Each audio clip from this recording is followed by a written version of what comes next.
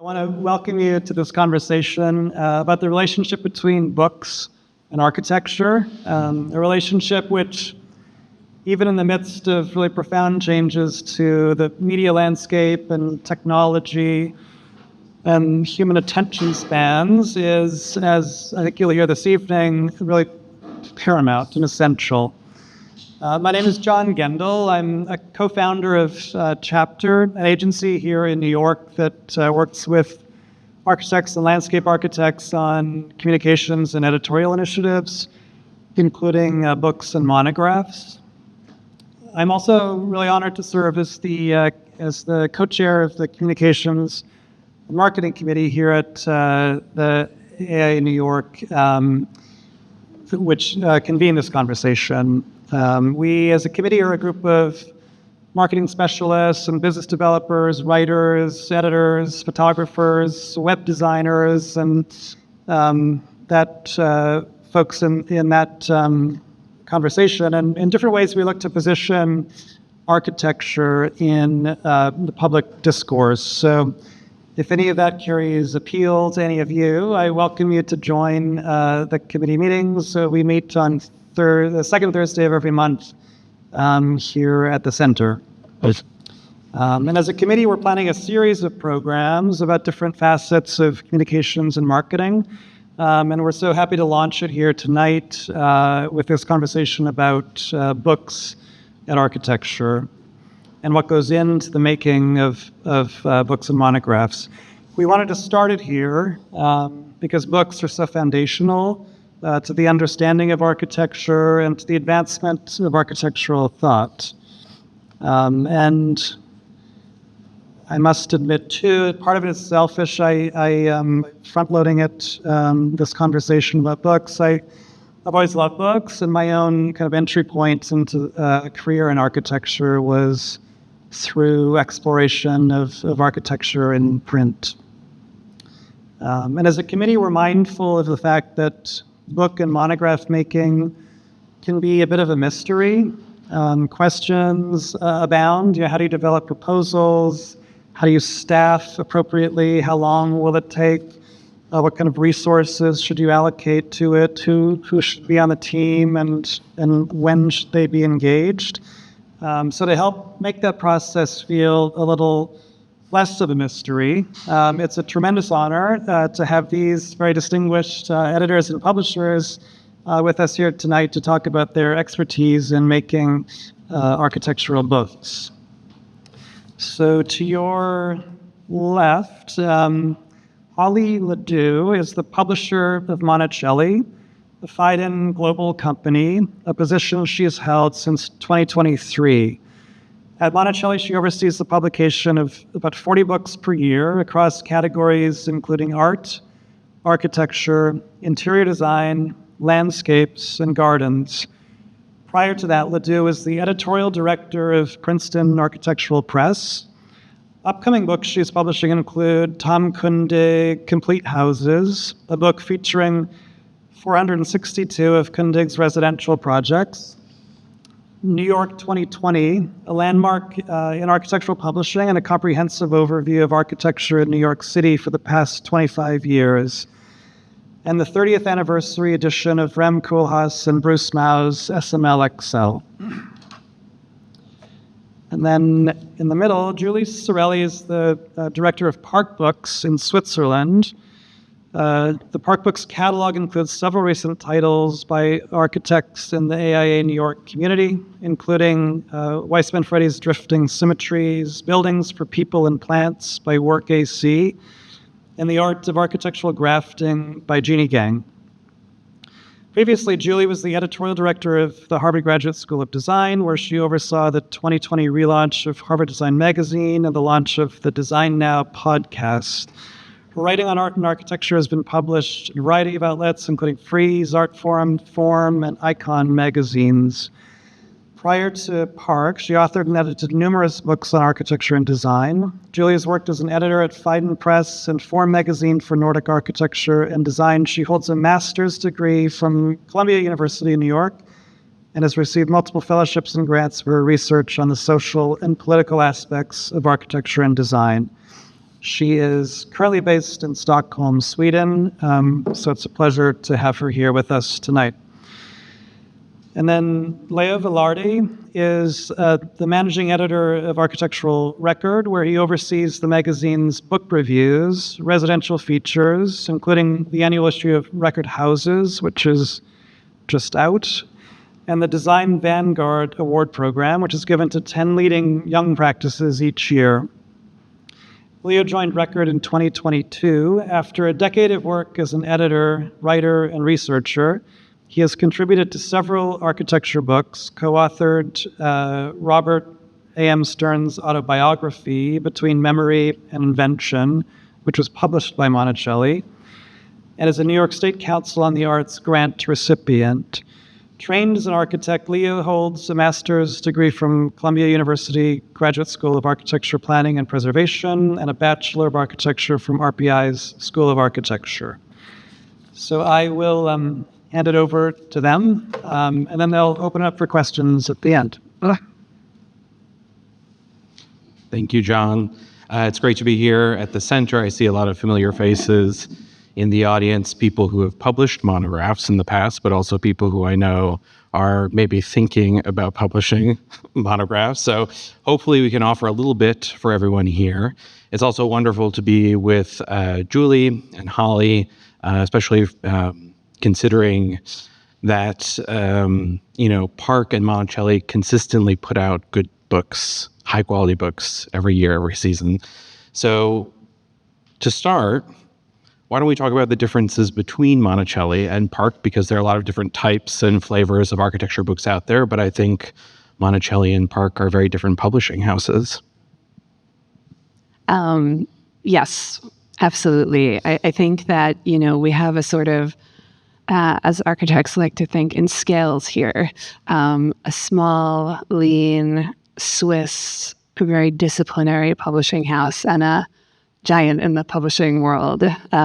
Park Books, we do about 40 to 60 titles a year, but nonetheless with a sort of lean and, I would say, responsive approach to the discipline. And we are a very small team and very engaged with every book we do in an extremely hands-on way. We do architecture books and related fields, but we really do them for the architecture community. Yeah, and let's see, Monacelli, some of you may know, was founded in 1994 by Gianfranco Monacelli. And a year later, he published the famous or infamous SML XL, and we're celebrating the 30th anniversary of that this fall, coming out with a 30th anniversary edition of it, which we're excited about. But we, the core DNA of Monacelli was architecture and design books. And in the latest chapter, so I've been publisher there for 2 years, I'm trying to really maintain that DNA as much as possible, but the publishing industry has changed, and so much has changed. So we've evolved quite a bit, but we publish 40 titles a year, 20 titles a season.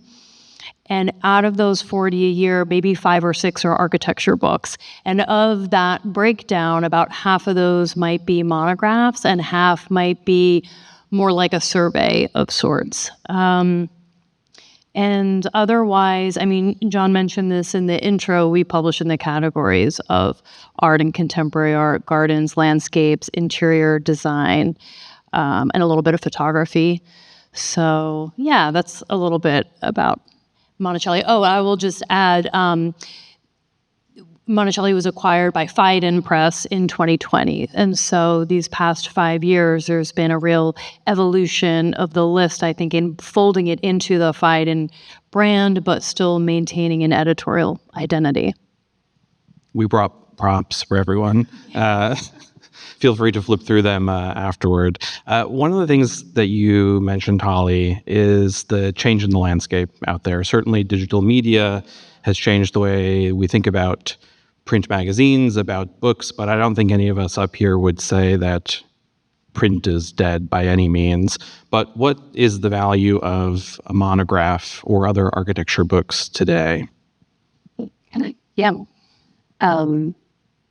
Well, I mean, I would say the main value of producing a monograph is to assemble your work within a sort of conceptual framework, find an interesting thread that connects some or most of your projects, and create a frame for them. It's a way of producing an architectural identity that has no equivalent in the digital sphere. And I think, the role of the monograph in terms of what it does for our practice really depends on at what point in that practice the monograph is coming. An earlier mid-career monograph is going to serve a completely different purpose than a late career monograph. And depending on where you are in your practice, there are different sort of ways of approaching a monograph to make it make sense for you and your needs. But I do think, in order for a monograph to be successful, it really is a curatorial project, and it is a exercise in really focusing and narrowing what you're doing. And the internet is really the opposite of that. It's just really flooding the zone. Yeah, I mean, I think it really depends, too, on what a firm or a design practice wants to get out of a monograph. That's usually where I start the conversation, is with the why of the whole thing.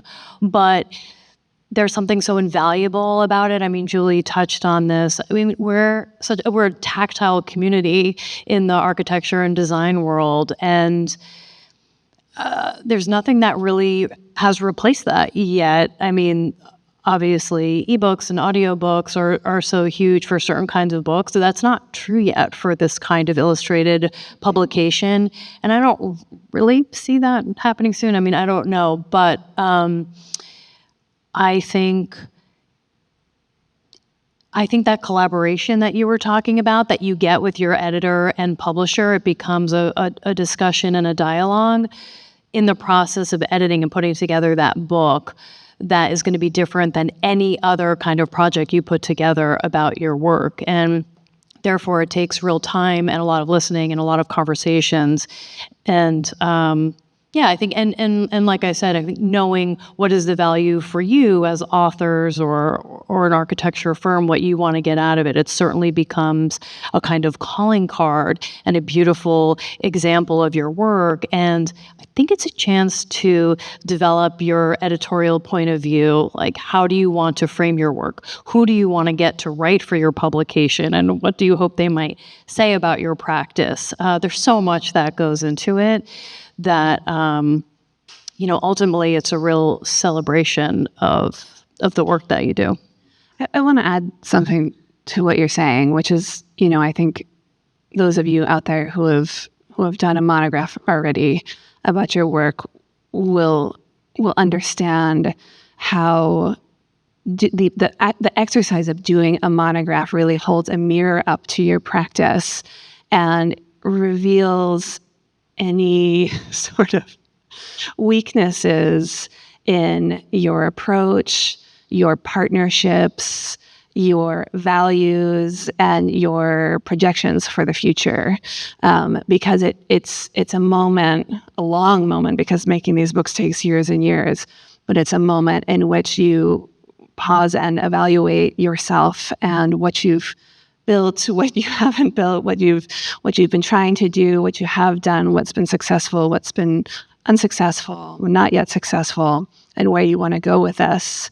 So I think, I have experienced monographs that have taken 5, 10, 15 years to make, because you hit these roadblocks with what you're really trying to do. And I don't think there's anything else that comes anywhere near this exercise in terms of really, forcing you to understand what you're doing as an architect.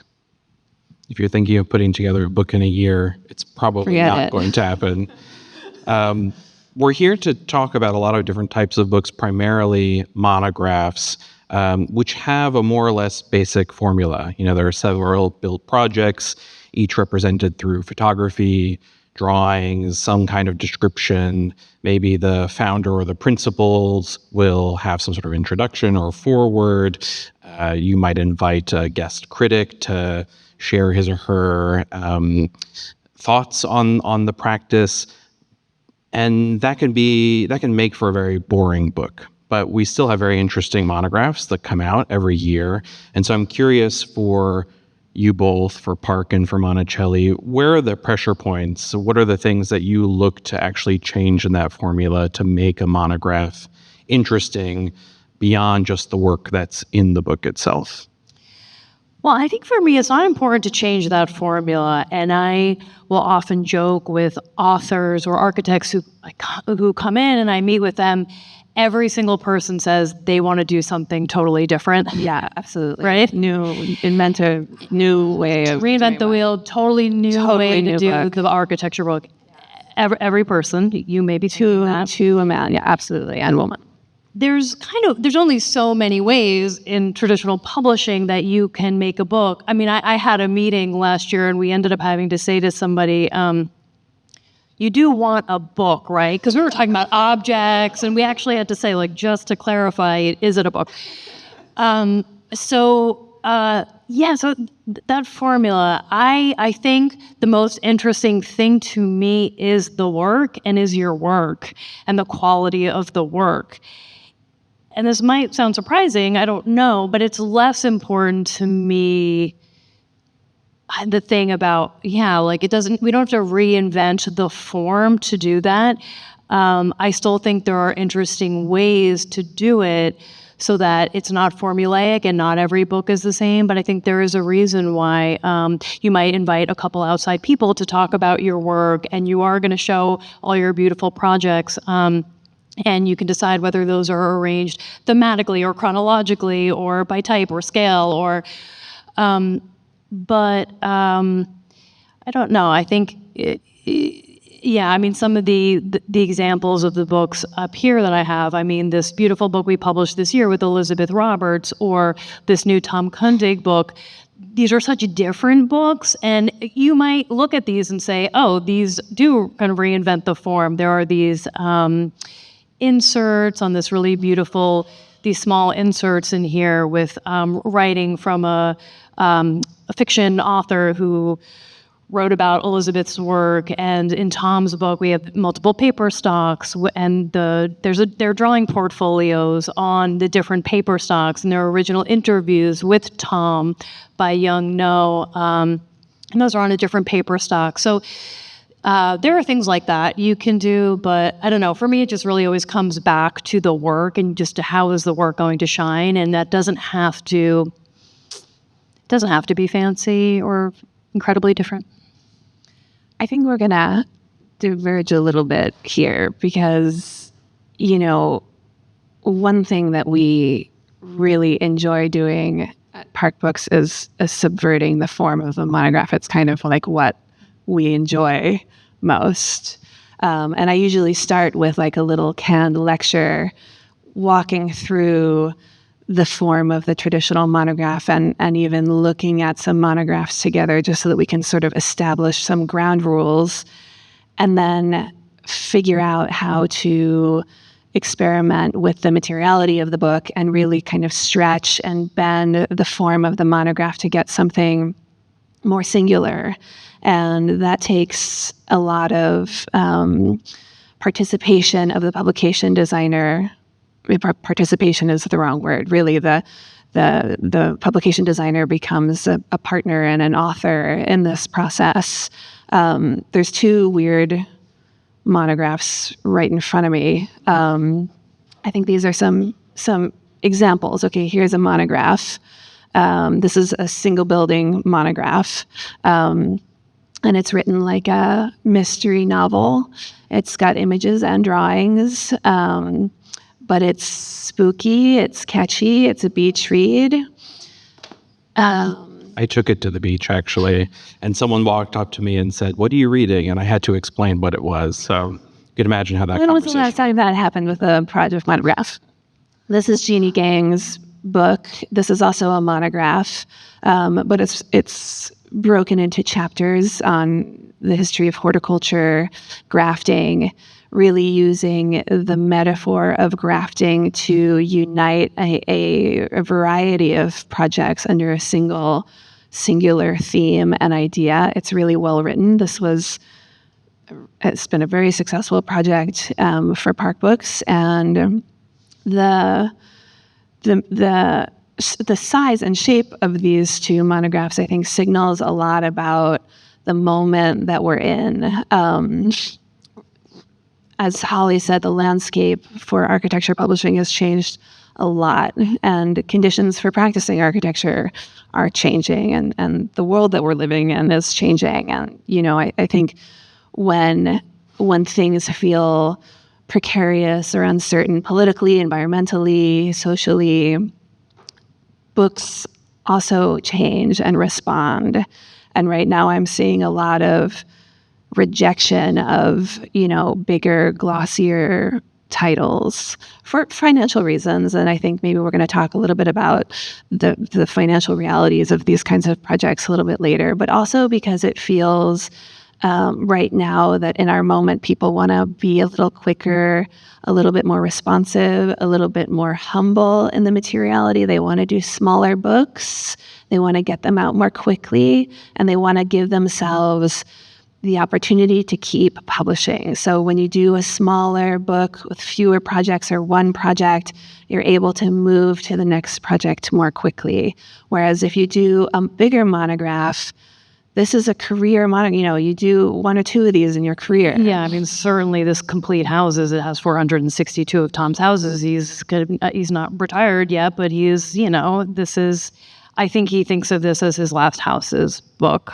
So yeah. Yeah, the end of concluding a period in your career will produce a completely different But book it than is midstream. it is so interesting to look at our books here and have you hold these up, and then I'm very proud, so I'm not embarrassed, but I'm like looking at the mammoth size of some of our books, and I also agree with what you're saying about the ability to be nimble, and maybe it's a lower price point.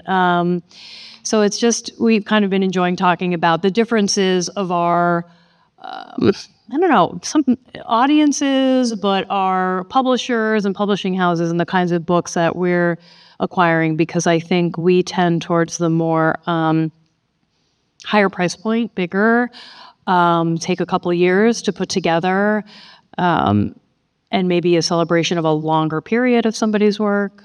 Yeah. And it seems to me that you have a more savvy sensibility when it comes to opening up these kinds of ideas to a broader audience.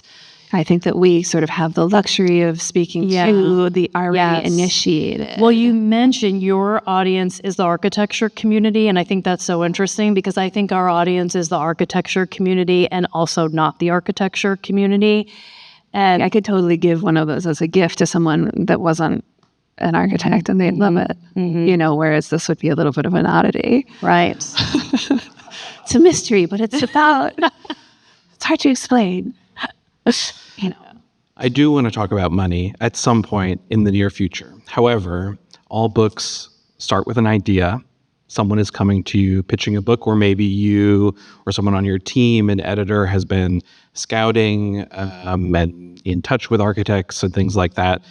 Can you talk about the process from start to finish? What does that look like at each of your publishing houses for the folks who have not yet embarked on publishing a book? Gosh, this can go so many different ways. I mean, it's kind of like all stages. These projects come in at all stages, and I don't really have a preference. A lot of people will completely do their book completely. They're working with their designer, they're independent, they're doing their thing, and then they shop for a publisher at the end of the process. And that's just kind of a pass-fail for the publisher. It either fits with our list and we can do it, or we can't. At that point, we have no way of, shaping the project to fit our list. So, it works or it doesn't. We're also approached all the time by people who, my dean says I need to make a book and gave me $20,000. What should I do? And it's like, oh gosh, we're really in the beginning.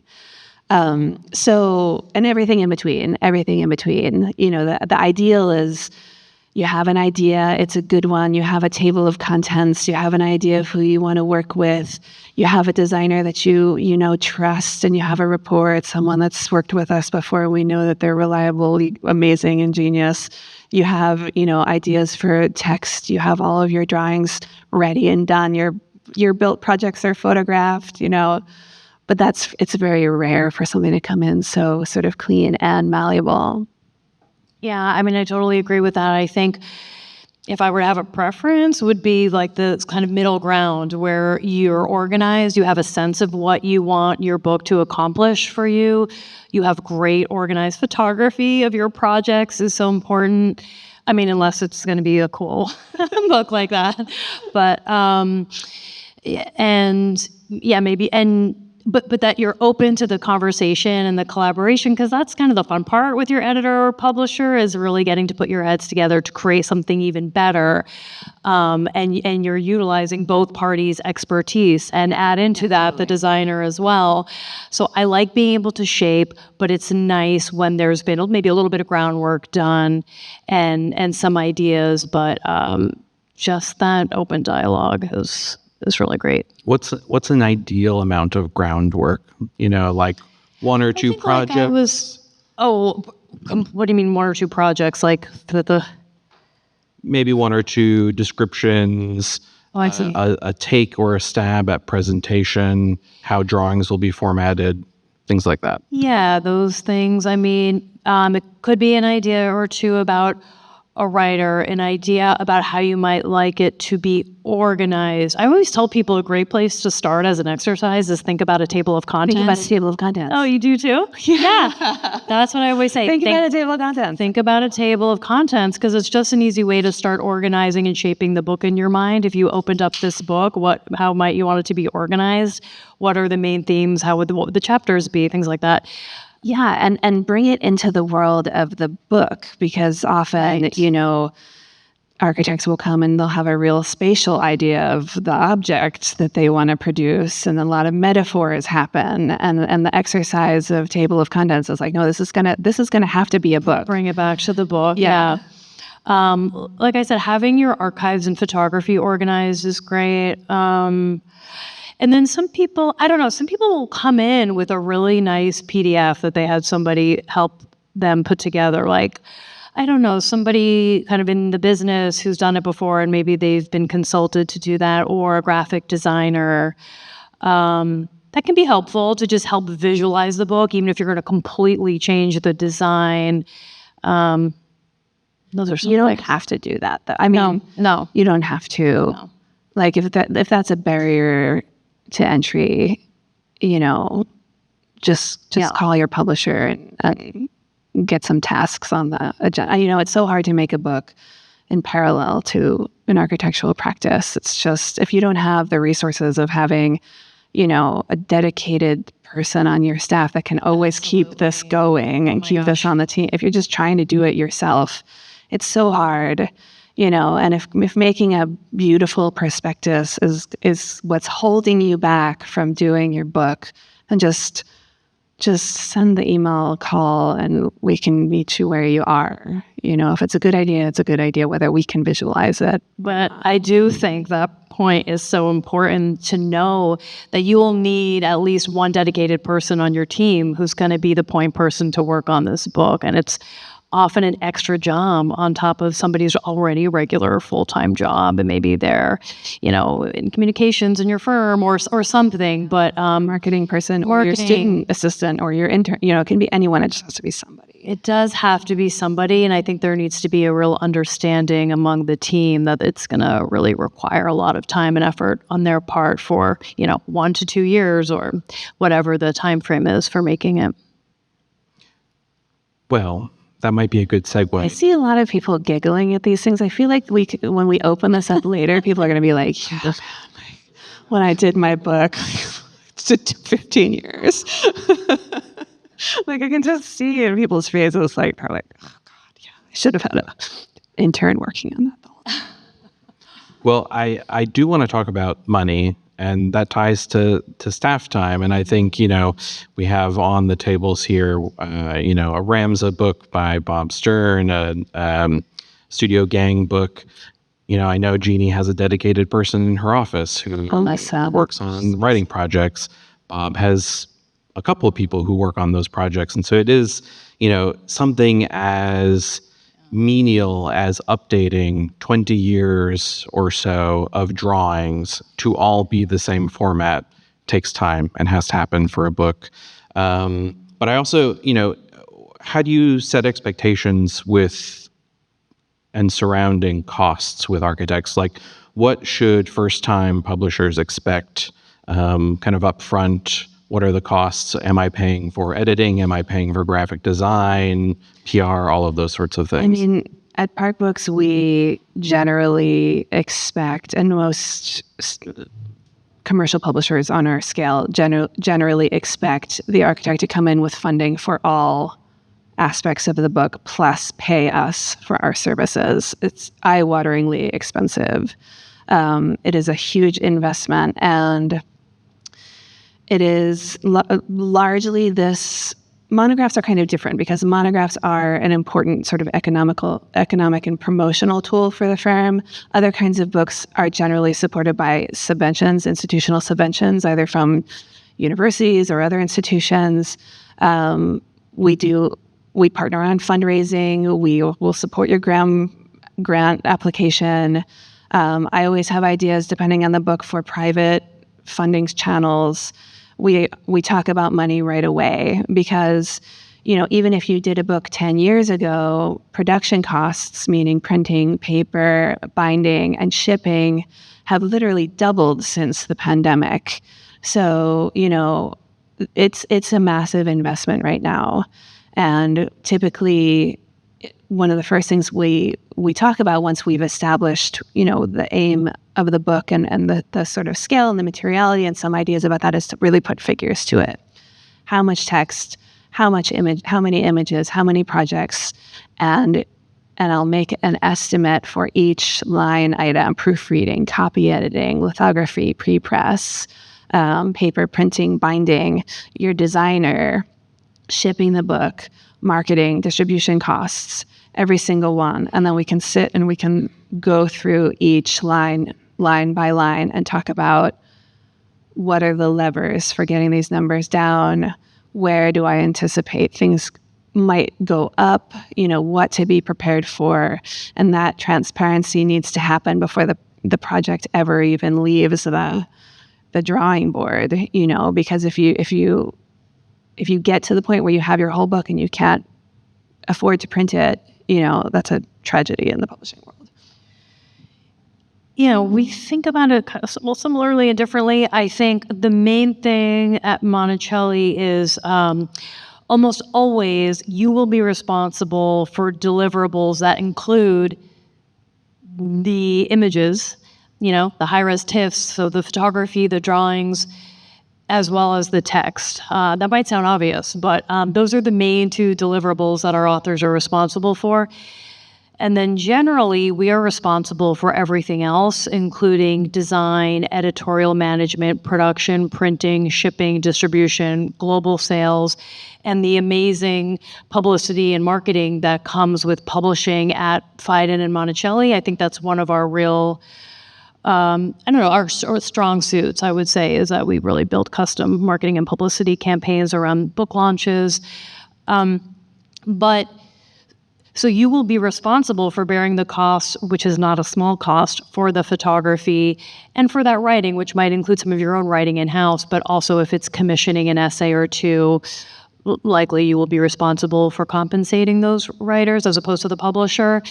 And then aside from that, it really depends. And my starting point is, how successful do I think the book will be in the trade? Meaning not the copies that you will take as a buyback for your office, But do I think I can sell 5,000 or 2,000 or 10,000 copies of this? Is going to really affect my whole budget. I mean, I'm really just getting into the weeds now of the back end of this, how this works. But I kind of go from there in terms of building a budget. And if something has a smaller trade potential, then we will be asking for some more financial help to support the making of the book. If something I think has a lot of trade potential, we're not required to ask for as much financial support because I know it'll do really well. We'll sell a lot of copies in the trade, but there's a real range. Yeah. And at Park Books, we have a profit sharing model. So, depending on how many books we print, we in the sort of financial planning is your royalties. Park Books ends up with about 20% on the net sales price, and you take 10%. So we're sort of in it together on the sales revenue. As a publishing house, we no longer rely on sales revenue because the sales of architecture books are just really unreliable right now. And this goes up and down very quickly. Sometimes things sell really well. Art of Architectural Grip, all three of these sort of top books have sold extraordinarily well. And those architects have received some return on their investment financially. Yeah, I don't know if this is interesting to people here, but I was thinking about this before coming here this evening and doing this panel so Julie and I know each other from 20 years ago when we were youngish editors at Phaidon together is where we met. And I was brought on to work on architecture books back then. I think you were mostly working on art books. Working on art books. And we became friends way back when.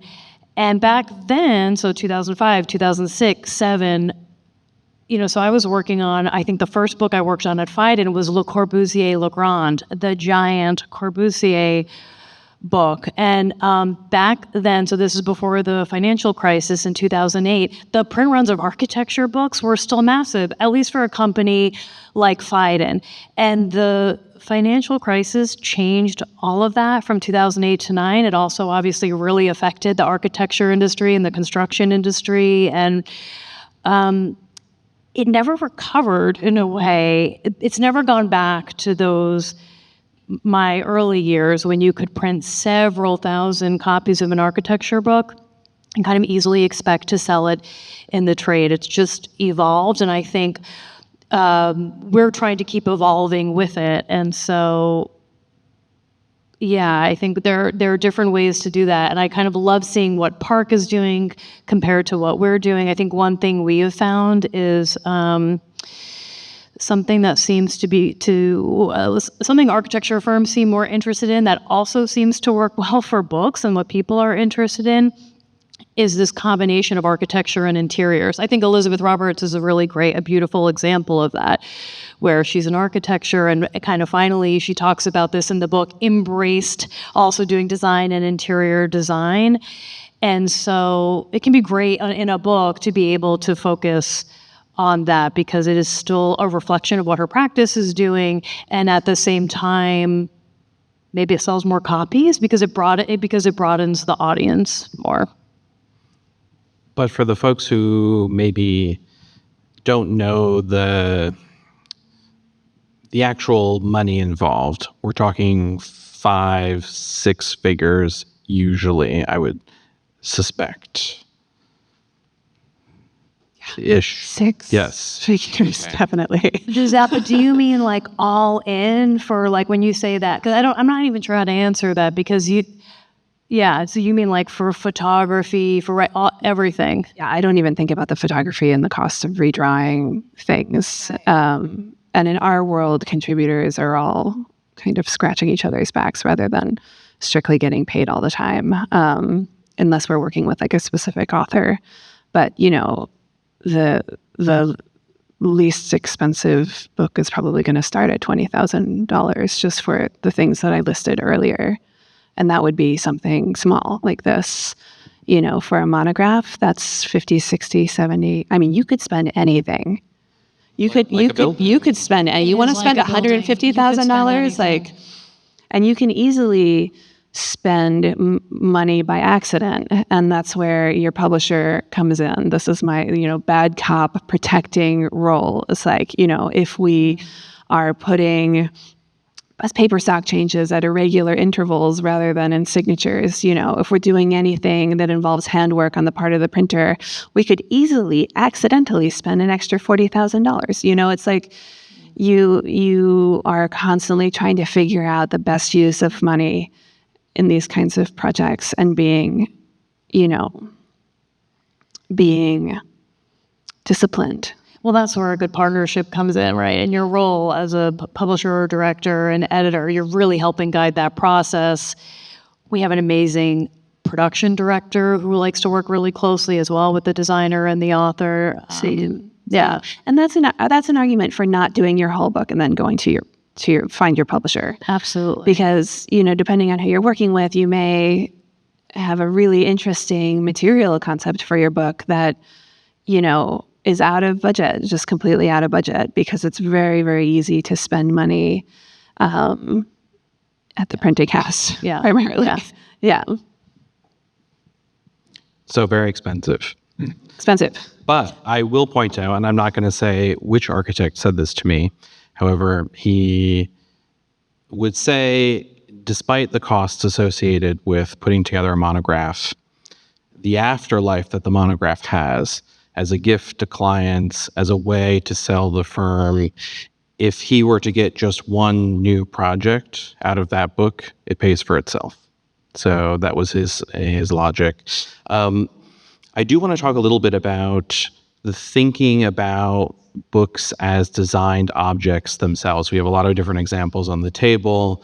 Is a book very soft and pliant? Does it have a jacket? Is it a very heavy tome, which has a weight and a shipping cost associated with it? How do each of you think about the design of the object, the materiality, the tactile experience for readers as a way to reinforce the thesis of the book, and how much falls into your laps and how much is on the author? I mean, this is something that I totally entrust to our designers. We don't have any in-house designers. We work with all of the major publication designers across the world, and there isn't an unlimited supply. We work with the same publication designers over and over, and I or someone on my team and the architect and author will work together to come up with a table of contents. And then once we have a sort of enough material for the designer to take and really work with, we bring someone in, and I'll put forward maybe 5 or 6 names based on who I'm really loving working with at the time, and let the architect choose. Sometimes they have a designer that they want to work with already, and it's always interesting to work with new people. I have 2 criteria for working with new designers. They have to understand, and this is super important, if you take one thing away from tonight, it's this: make sure that whoever you're working with understands how line drawings print in offset printing, because that's an expertise that not everyone has. And, the way that line drawings reproduce in an inkjet printer in your office has no bearing on how it's going to print in offset, and you can easily end up with disaster on your hands. So, are they experienced with line drawings and offset printing, and then are they generally flexible and nice to work with? And those are the only 2 things that matter. You may bring anyone you want in, Yeah, I feel like this is my answer to every question tonight, but I'm like, it's a conversation, it's a collaboration. So I might come into it with an idea, and then always the architects are going to have an idea, and then we come to something together about it. I mean, there's so many factors that influence it. Like, what do I think the retail price of the book should be? What do you think, if you even have a thought about what you think the retail price should be? Because that will dictate a lot. Like, can you have a slipcase, which is this little box that Tom's book comes in? Do you want real cloth on the cover? Because then the retail price is going to go up for that. So everything kind of influences everything. But like Julie, we also work with a lot of different designers, and I don't know. It's just it's a different process, and some architects come in like really knowing what they might want and like, and others less so. But it's just part of that overall, I think, collaboration of putting that book together. Great, thank you. I want to make sure that there is time for audience questions, so maybe we'll take a few over here. Do we have a microphone? Yes. Sorry, I came a little late, but just I hired you to write a monograph for my firm. It's less than a decade old.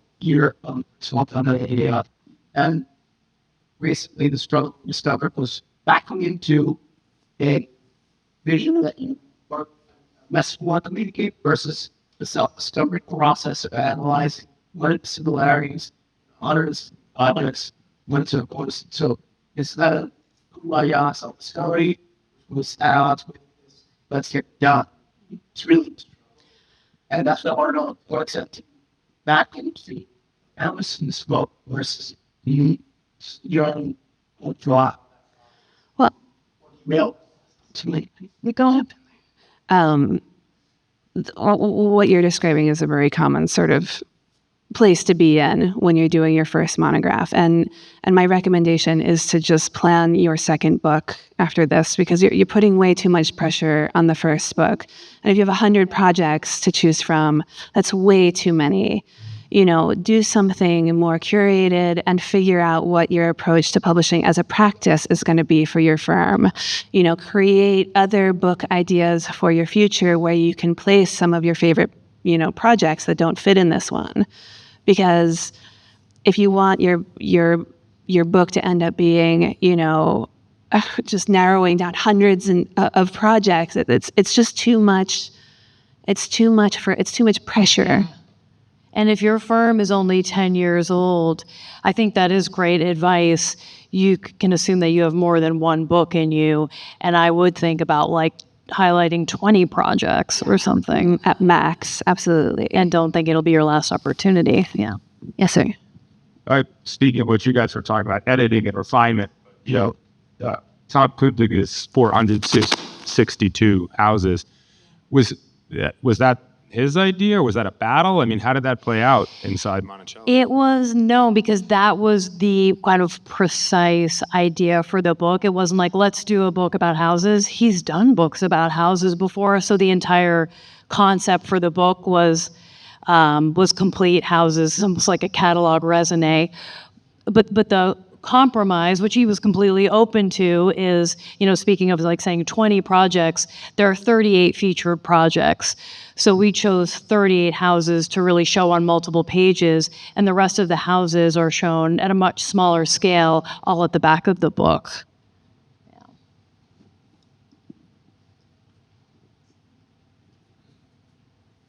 Hi, I've always been really curious how you triangulate a book between the factors of print run, price, and what the quality of the book is, because there seems to be a lot of different models for that, where like you have academic publishers who might do a not so pretty book that they are listing at a very high price because they think libraries are only going to buy it, and then something like Tom Kundig might be at the other end of that spectrum or something. I'm not sure. So how do you make that calculus? Well, I can only really speak as a trade publisher, and how do I make that calculus?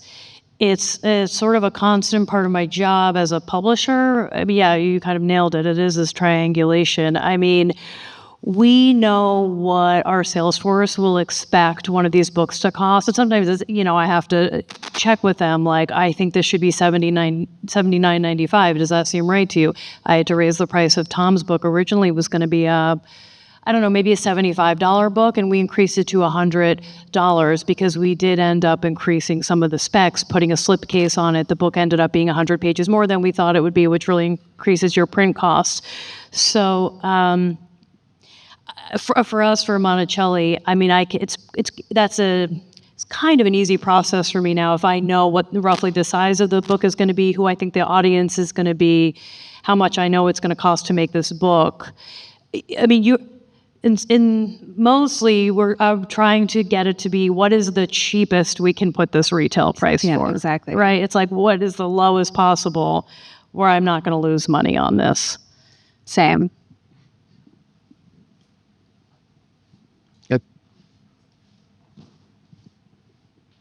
Hello. Thank you so much for this conversation. I have a question about rather than audiences, which is pretty obvious.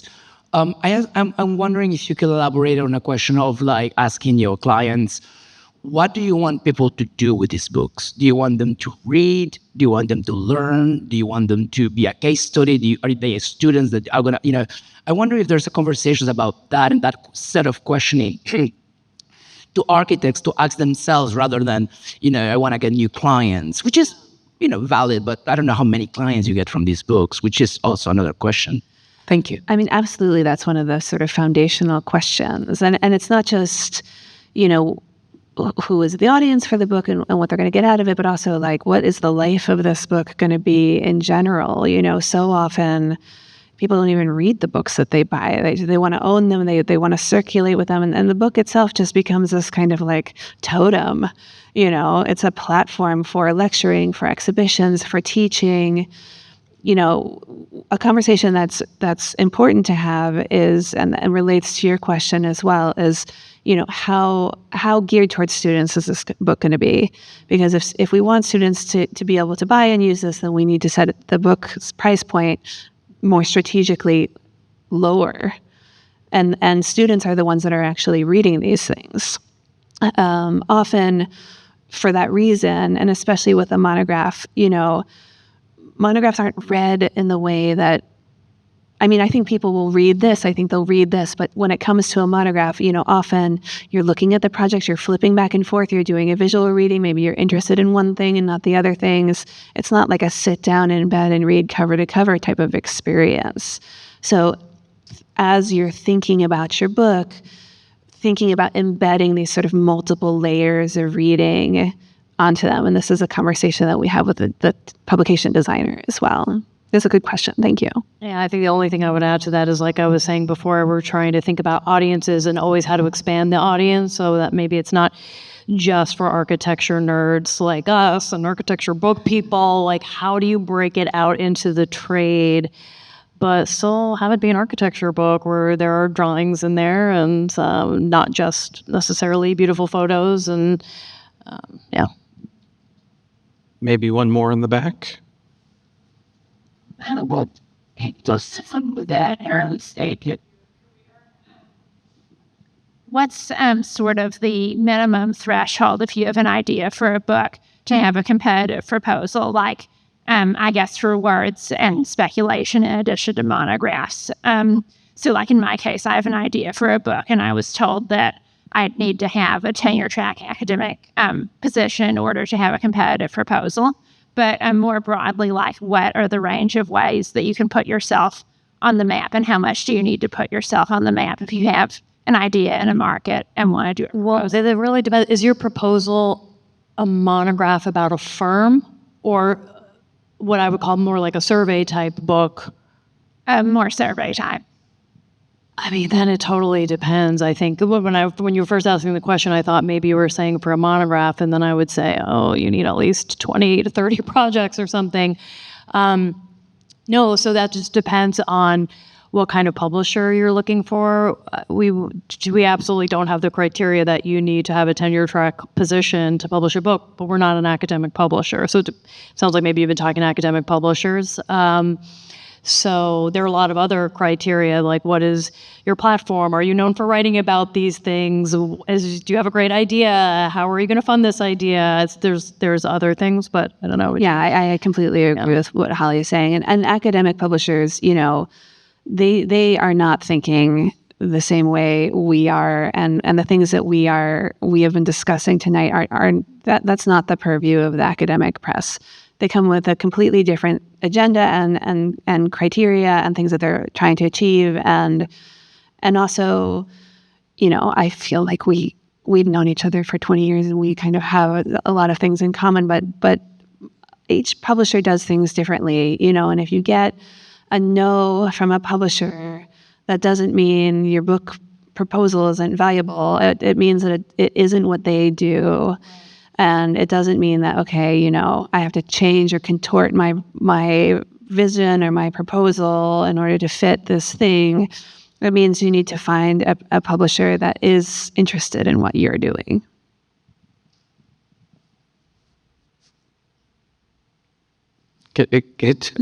I'm looking to John for a cue. So I think we'll call it there, but we'll float around if you have questions. John, I want to thank you for the invite. Holly, Julie, thank you. Yeah. And of course the center.